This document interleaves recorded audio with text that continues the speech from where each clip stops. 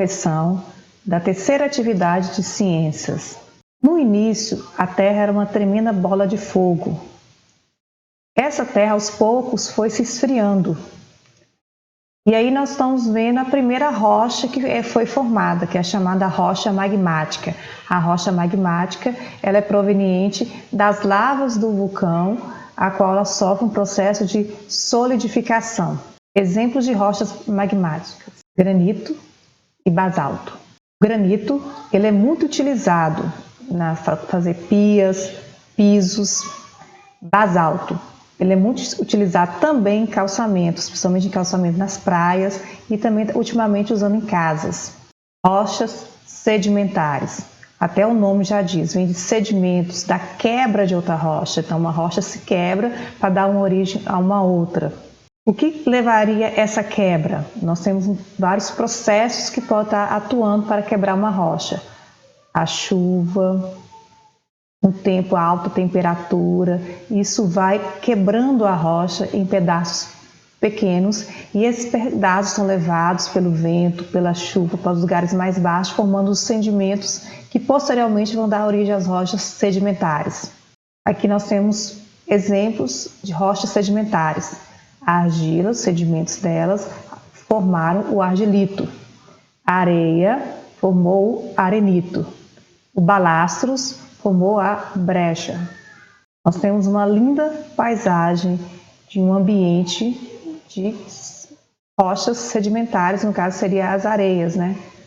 A rocha metamórfica é um tipo de rocha derivada da transformação de outras rochas magmáticas ou sedimentares. Nesse caso, desenho você vê aumento da pressão, da temperatura, deforma o material da rocha, substitui os minerais e forma outra rocha, ou seja, dizendo outras palavras, a rocha magmática e sedimentar é transformada em outra pela ação da pressão e da temperatura. Como exemplo, nós temos o argilito, ele é uma sedimentar, a ação sobre ele forma-se o xisto. O granito, com a ação da pressão e temperatura, forma gneiss. O calcário, ação de pressão e temperatura, forma o mármore. Gneiss, ele é uma rocha metamórfica e uns exemplos que nós temos é o pão de açúcar. A ardósia, que é a partir do xisto, ele também é um exemplo de uma rocha metamórfica. O mármore aqui, para quem não conhece, nunca viu, está presente muito em pisos, ele é uma rocha metamórfica. Atividade 1. Como são classificadas as rochas originadas a partir da transformação de outras rochas devido à ação do calor e da alta pressão nas camadas mais profundas da litosfera?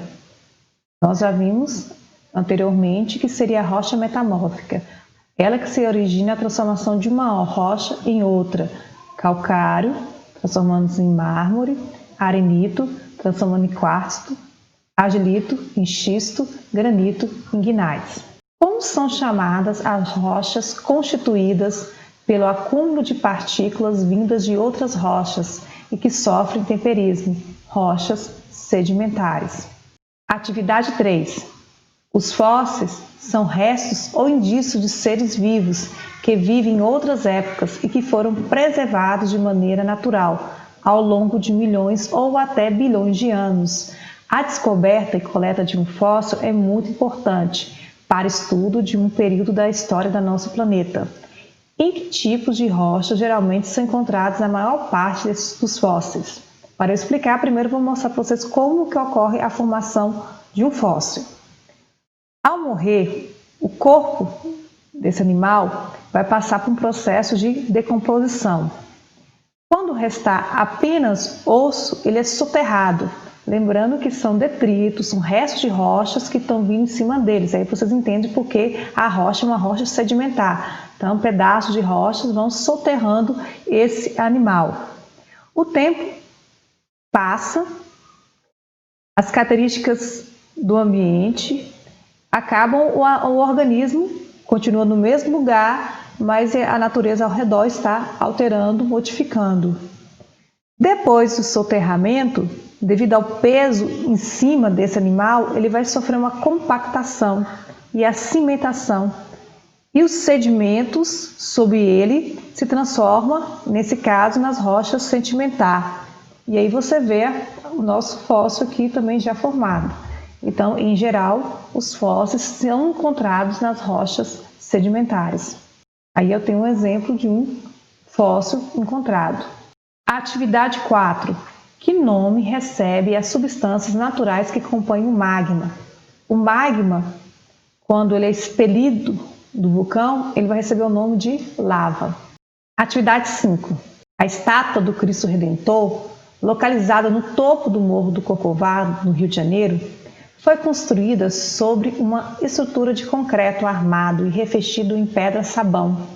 Essa rocha foi escolhida por ser de fácil manipulação e ter resistência aos agentes naturais, já que foi resultante da modificação de outras rochas submetidas a altas temperaturas e pressão elevadas. Com certeza, podemos dizer que a pedra-sabão é um exemplo de que tipo de rocha? Ela é um exemplo de uma rocha metamórfica. Até a próxima aula.